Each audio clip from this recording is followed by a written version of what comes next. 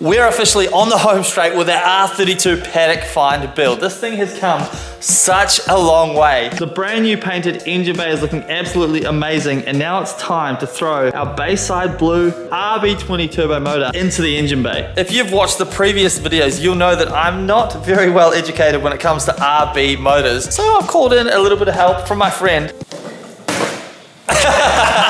That's so bad. Cameron Martin himself. He's got the best sounding R33 Skyline probably on the planet, to be fair.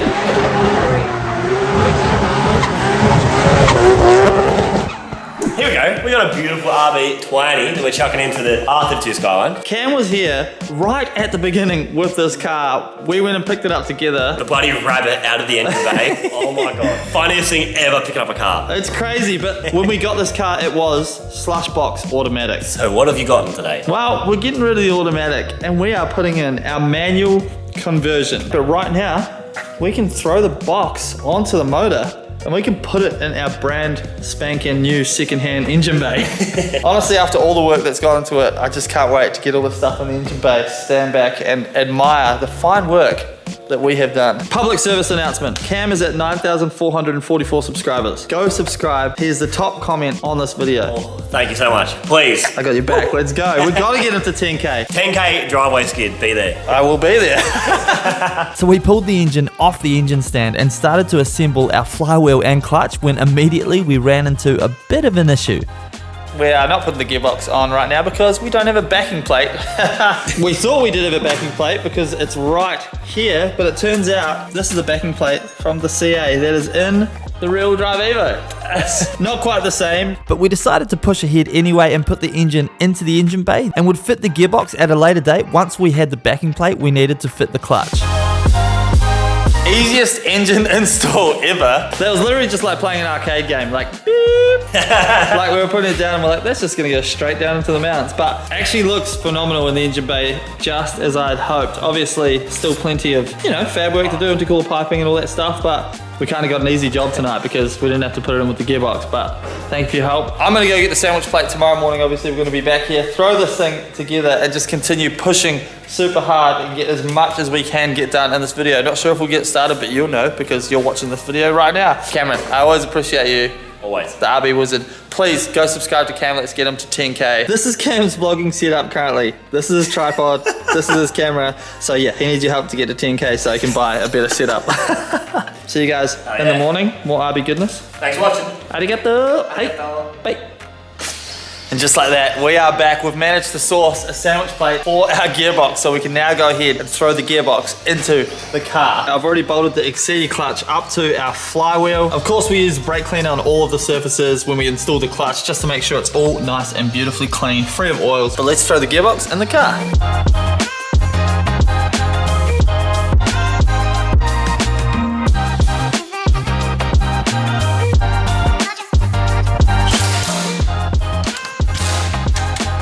Getting the gearbox installed in the car was a huge job ticked off, and as you can see, I was stoked to have it done. While the car was up in the air, I pressure washed and painted our dirty fuel tank before throwing in some brand new Raceworks hose and installing the tank in the car, as we'll need it to start the car later in the video.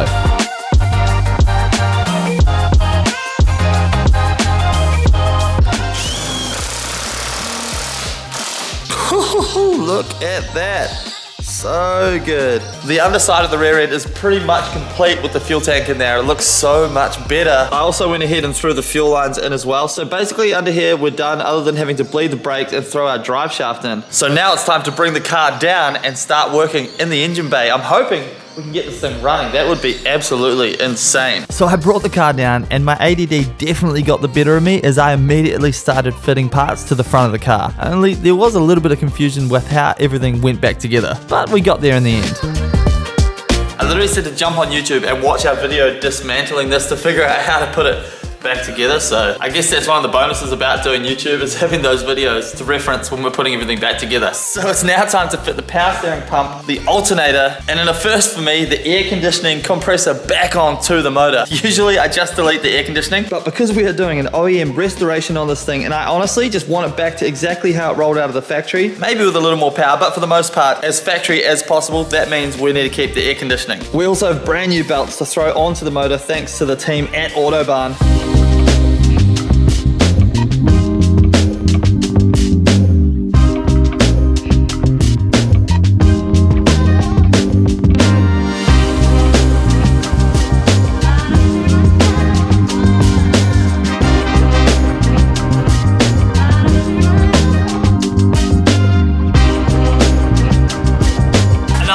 Exciting part of the build, we get to put the radiator in. So I have an alloy radiator here. This is actually a radiator I had left over from the rear-wheel drive Evo build that we never ended up using. I've mounted the stock plastic shroud to the radiator and it fits nicely, so let's throw it in and see. Well, I don't actually know if everything fits inside the engine bay, but it looks like it's going to fit nicely.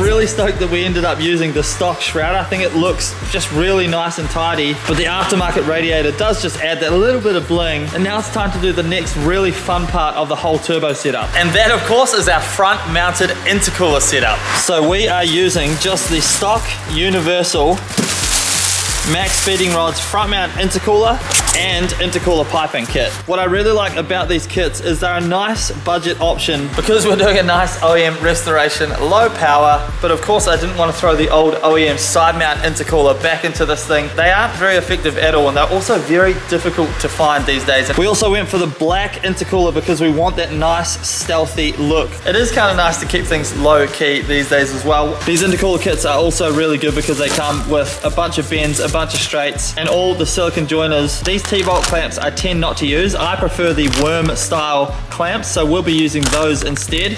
But if you are shopping on the Max Bedding Rods website, don't forget, use my code MikeLake, grab yourself 10% off for anything on the website. But I'm really excited to throw these into our Skyline, and while I've been talking, Woz is over here working away. He's already began modifying the piping, but look how good it's gonna look in the engine bay with our Bayside Blue engine covers. I am rather excited about this one. By the way, we are going for a no holes intercooler kit here, which means we do not want to be cutting any holes in the body of this car because we want to keep this car nice and legal. And when you cut holes in the body of the car, well, the authorities tend not to like that when you take the car in for safety checks. That means the piping will be a little bit longer, but longer piping means a louder dose, which we are definitely not angry about. So first things first, we're going to throw the front reinforcement bar on and we're going to fit up our front mounted intercooler. I always like to use a jack to get the intercooler in the perfect position, as it's super easy to set it at the perfect height. So here we have our intercooler mounts going on. So basically what we have here is L brackets. Woz is made up, they're just going straight onto our Rio here. So we'll literally just weld them across here, and then the intercooler sits beautifully like that in the back.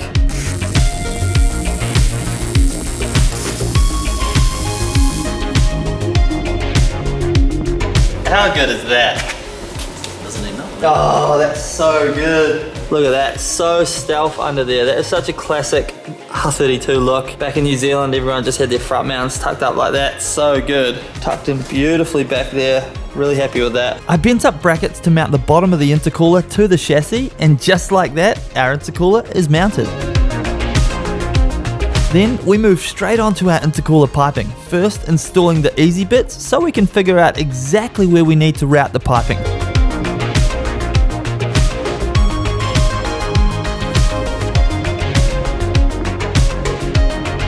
Then it's all about measuring, cutting, welding, and smiling to bring it all together.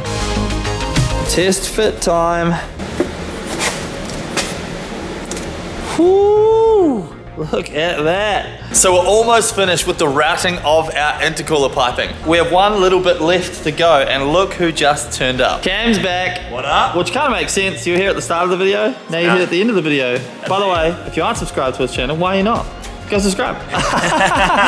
So, the intercooler piping. We have our intercooler mounted up the front, super tidy. So happy with it. And then we've got the piping going up here, through the holes that were already there from the stock intercooler, through here, and then boom, into our new turbo. That's on the cold side. Is that the cold? No, that's the hot side. That's on the hot side. Then on the cold side, this side was a little more complicated to do because we're obviously trying to have a no holes intercooler kit, no cutting holes in the body. So we didn't want to go through the nice new battery tray that we made. So we've gone down here and upwards through the little hole between the caster arm and the body. So now we just have one more piece of the puzzle, and that's the pipe that goes from here to here. So we want to have one silicone joiner here just so that we can remove this pipe because we need to be able to put oil in the car. And I just think it looks so good. It's classic RB like intercooler piping. This is exactly what I grew up with in New Zealand. So we're going to do the last piece of the piping. We need to put oil into the motor, bolt up the starter motor, do a bunch of loom stuff. Cam is the RV wizard, so he's going to double check that I've not done anything absolutely stupid. How's it look so far? It all looks pretty good. You did forget one thing, but that's no issue. We can fix that pretty easily. Classic Mike. Yeah. Other than that, happy. I'm actually really surprised. Like when I was here last, just the motor was in. It's all coming together. It's pretty good. It takes so much time because like I wanted to make sure I painted everything. If you don't paint something, it sticks out like dog's balls. Yep. The thing you forgot is this, and it looks so trash. Exactly. So that's all right though. We won't leave any soldier behind when it comes to this stuff. We're gonna make sure it's all good to go. So we're just gonna keep working. Next up, finish the piping. Cam is gonna finish welding it because Woz had to go home. I'm lucky I've got so many welders in my life. That's it. Because I cannot alloy weld for crap. Let's go. Neither can I, so. Yeah. Just squint and you'll be sweet. Let's go. So we're just having a dinner break and Cam has finished all the welds on the cooler pipe. And Cam, rate your welds, please. I mean, I think that they look fantastic, but you weld all the time. 5 out of 10. I mean, to be fair, I didn't give you a lot of like prep time or anything. But I think they look fantastic. Cam, thank you for doing all the welds. The piping is all ready, so we're gonna throw it into the car. You know what? We're just gonna put this in right now. I gotta put a hose clamp on there, damn it. So the final piece of the puzzle is going into the car. Actually, not final piece to be fair, we've still got to do the intake pipe. But this is the final piece of the intercooler piping, which is really exciting. By the way, intercooler piping, not a 5-minute job. It actually takes ages, dude.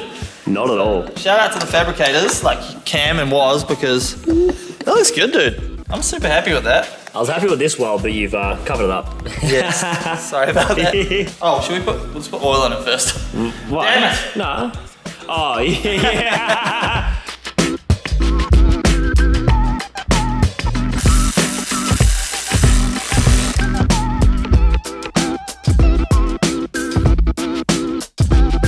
Don't mind the janky setup of the igniter here. We're just doing this so we can get it started. But before we chuck the battery in, I just wanted to mention that when you do a manual conversion on an automatic car, there is a neutral switch down here for your wiring. Down here, you can see we've got the plug for the neutral switch. There's 2 big wires there. Just bridge them. That'll trick the ECU into thinking that it is in neutral or park and the car will start. Oh, we're so close though. And of course, the beautiful Optima battery. So I haven't actually told you guys, but Optima batteries have jumped on board, which is actually insane because the biggest problem we have here in the shop is the cars going flat in the shop all the time, and moving them around is such a pain in the freaking backside. So Optima came on board, hooked us up with a bunch of Optima batteries, and they've also come on board for the next build that's coming up on the channel, which I cannot wait. Yeah, that's gonna be freaking crazy. I want to thank Optima because it's me half the time pushing these cars around. It is. So good. So dope. slap that baby in, but they just look so good as well. Oh my God, it looks so good in there though. Isn't it good?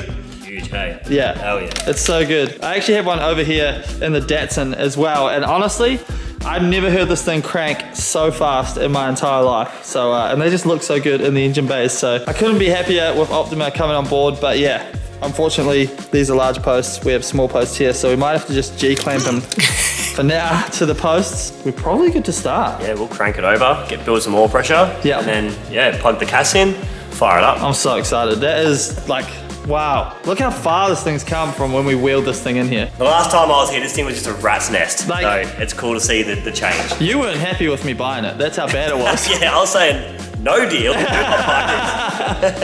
No deal. Oh, so after so much friggin' work, what's the time? It is 10:52. And this thing is ready to crank over. No time at the present. Let's go. Ready? Yep.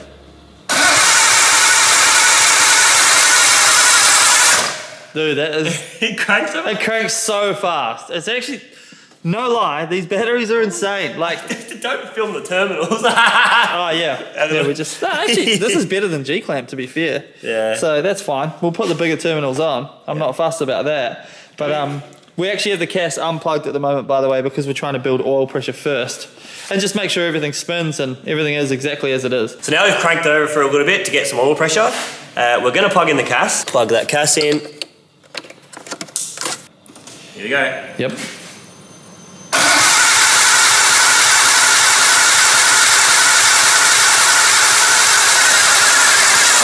That did not sound at all like it wanted to go.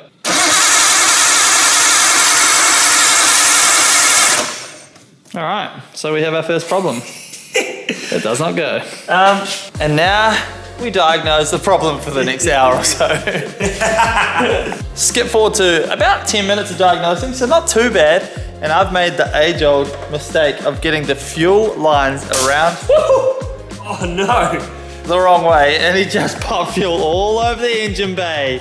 I blame you for this. Wow. I told you to flip the lines. Yeah, I forgot. I apologize. I'm only gonna rag. I don't want to mess up your fresh paint, but Yeah, the fresh engine bay. Engine bay. Whenever you are trying to diagnose an issue with the car, always obviously check spark and check fuel, and always check whether the fuel lines are around the right way, because I've actually had it many times where that is It's so wrong. easy to overlook. Obviously, in this scenario, we did exactly that. That's exactly. So I think hopefully now that Cam swapped them over, thank you Cameron, the thing should actually start. Both lines on? Yeah. Okay, let's go again. This is genuine, like first start. We have not tried to start this. It has not started off camera, so hopefully it starts right now. Here we go. Let's go.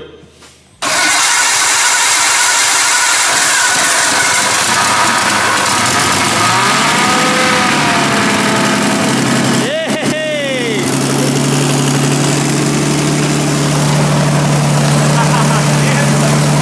There we go.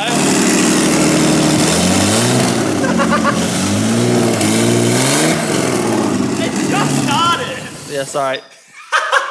I'm so rev happy. I always do Hell that. yeah, boy. Dude, I'm stoked. All right, let's give it another try. One more try before we call it a night.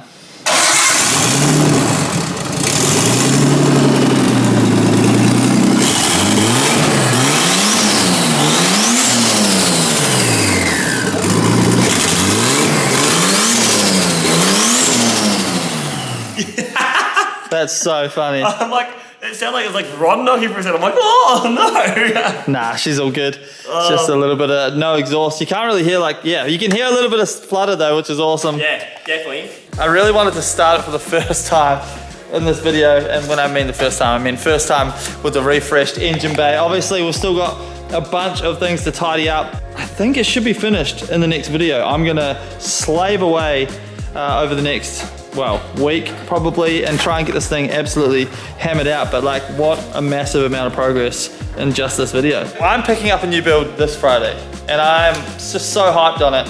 Obviously, we have to get the Skyline finished. We can't move on to a next build without finishing this one, but the drift cart is making a comeback. I am currently collecting all the parts for the new engine build. We're going bigger, we're going better. That's a wrap on this video. I'm so stoked. Our new build bite is gonna be hectic. Yeah. Yeah, I'm excited for it, man. I'm nervous. So much time, money, and hopefully it doesn't flop. So thank you guys so much for watching this video. Hope you enjoyed the R32 build, and I'll see you in the next video. Hopefully when we're dropping the new build, I don't know. But I'll see you guys later. Peace. Bye. Look, it actually runs and drives again. I didn't leave it as a project that never got put back together, so that's pretty good. Bye.